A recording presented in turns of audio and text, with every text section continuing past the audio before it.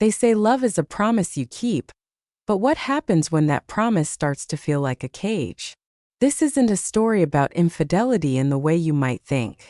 It's about what I did when I found a crack in the foundation of my marriage, a crack I didn't try to patch.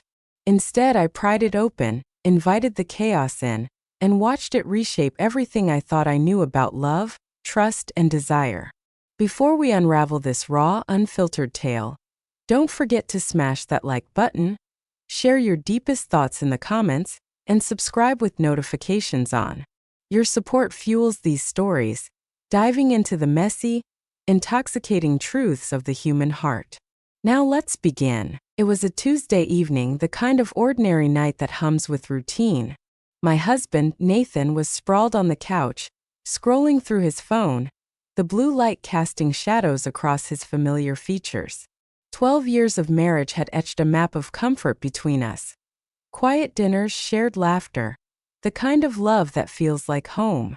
But even the warmest homes can grow drafty, and lately I'd felt a chill I couldn't name. Maybe it was the way his kisses had become perfunctory, or how our conversations skimmed the surface, never diving deep. Our love was still there, but it was a steady ember, not a blaze. I wondered if he felt it too. The truth came not in a grand revelation but in a whisper, a notification that lit up his phone as I cleared the dinner plates. I wasn't snooping. I was just grabbing his phone to check the weather for tomorrow's plans. But there it was, a message from someone named Elise. "You were incredible today. Can't stop thinking about that smile." A heart emoji followed, bold and unapologetic. My pulse quickened, not with anger, but with a strange electric curiosity. Elise. I knew the name vaguely. A new colleague Nathan had mentioned in passing, always with a casual shrug. "She's just part of the team," he'd said. But this wasn't teamwork. I didn't confront him. Not yet. Instead, I unlocked his phone. His passcode was our wedding date, a detail that stung in a way I couldn't articulate. The message thread with Elise was a tapestry of subtle flirtation. Her compliments, his polite but warm replies, late-night exchanges that danced on the edge of inappropriate. "You make meetings bearable," she wrote. "Only because you're there," he'd replied, with a winking emoji that felt like a betrayal of its own. He wasn't cheating, not physically, but he was basking in her attention, and that was a different kind of infidelity, one that intrigued me more than it hurt. I set the phone down, my mind racing. Nathan looked up, oblivious, and smiled. "You okay, Lila?" he asked, his voice soft. I nodded, forcing a smile.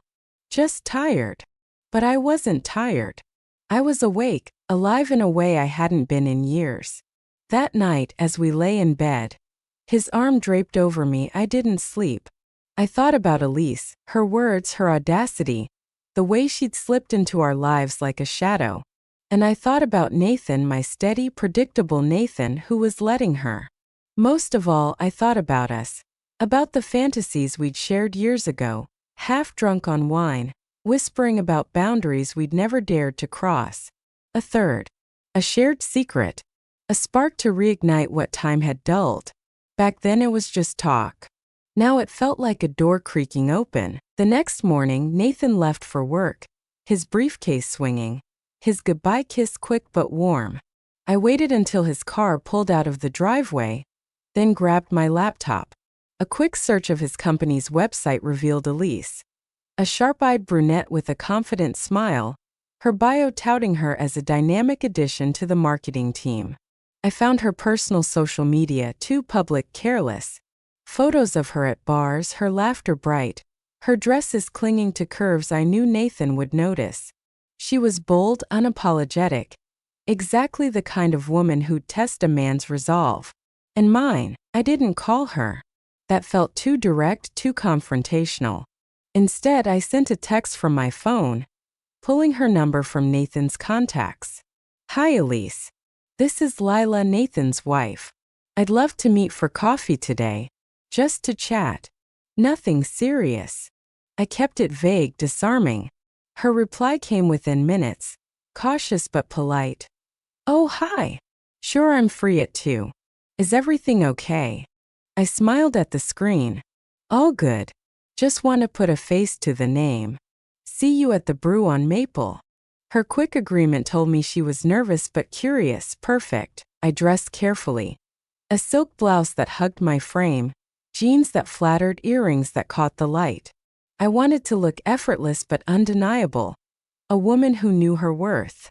At the cafe, Elise was already there, her fingers tapping the table, a latte steaming in front of her. She was prettier in person, her eyes sharp with intelligence, her smile practiced but tense. Lila, she said, standing as I approached. Hi, it's so nice to meet you.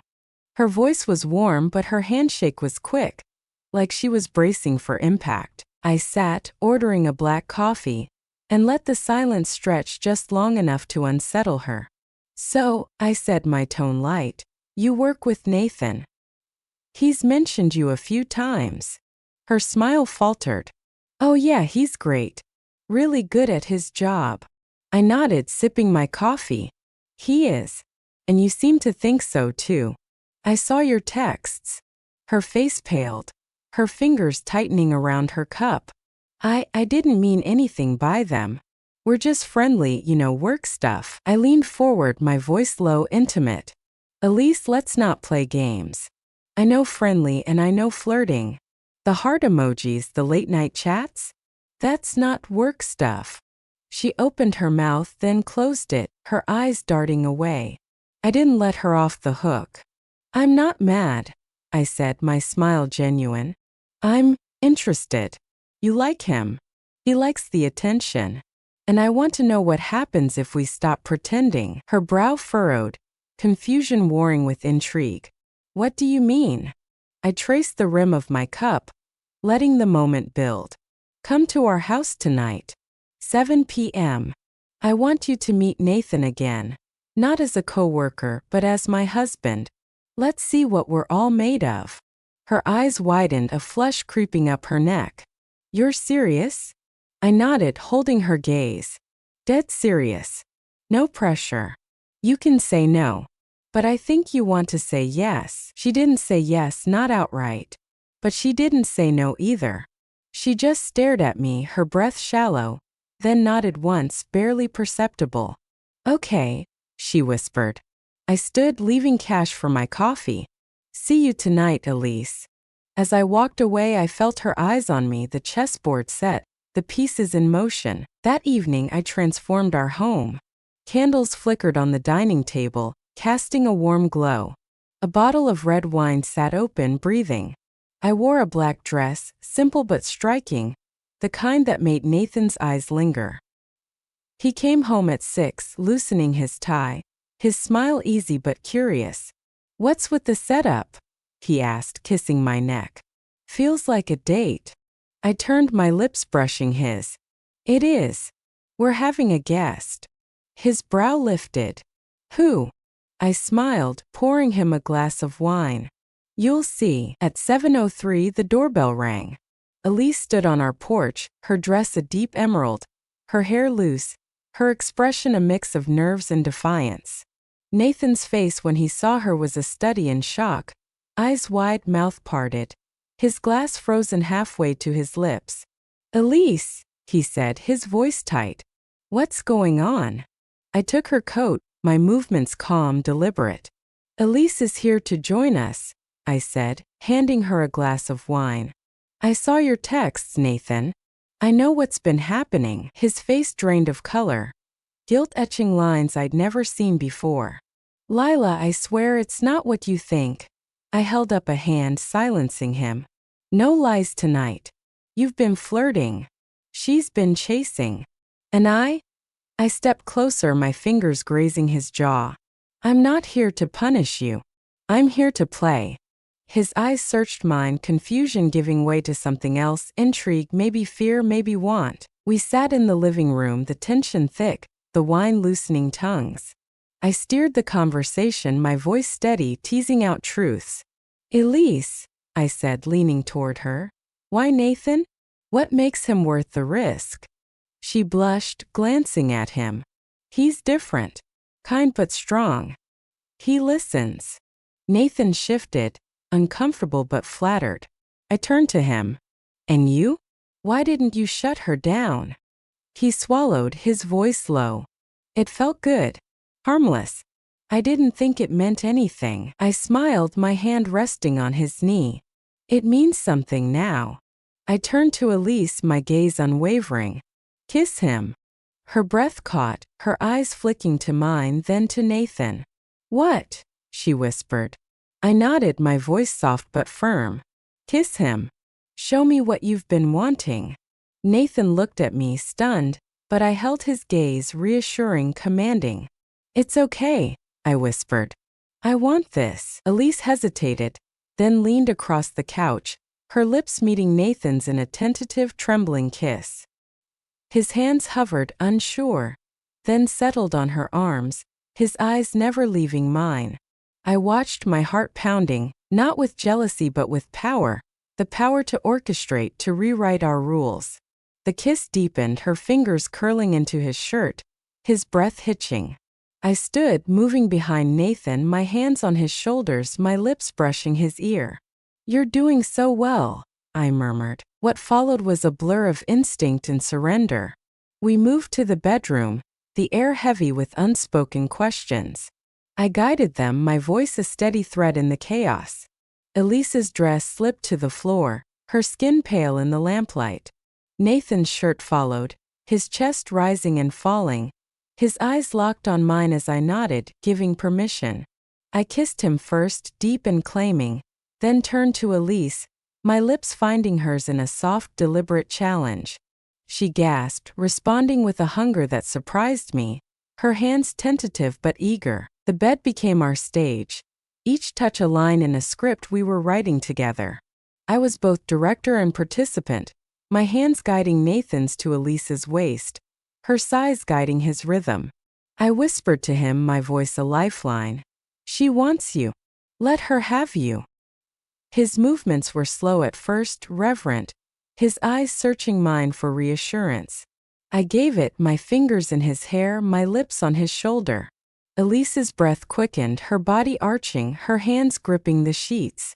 I knelt beside her, my touch gentle, coaxing her to let go.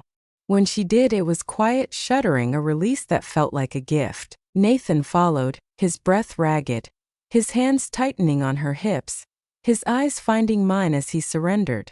I kissed him through it, my lips tasting his gratitude, his awe. We collapsed together, a tangle of limbs and heartbeats, the silence heavy with what we'd done.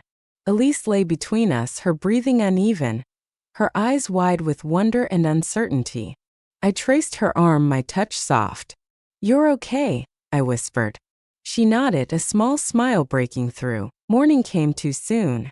Elise left quietly, her goodbye a soft thank you that hung in the air. Nathan turned to me, his face raw, vulnerable. Why, Lila? He asked, his voice breaking. I cupped his face, my thumb brushing his cheek. Because I love you. Because I wanted to know who we are when we stop hiding. Because I wanted to feel alive again. He pulled me close, his arms tight, his breath warm against my neck. I don't deserve you, he whispered. I smiled, kissing him slow and deep. You do. Just don't forget it. So what would you do? If you found those texts, would you walk away, confront, or dare to rewrite the rules like I did? Would you invite the stranger in or lock the door? Pour your honest thoughts into the comments. I'm reading every single one. If this story stirred something in you, hit that like button, subscribe, and turn on notifications for more raw, unfiltered tales. Thank you for stepping into this dangerous dance with me. Until next time, keep chasing the truth of your heart.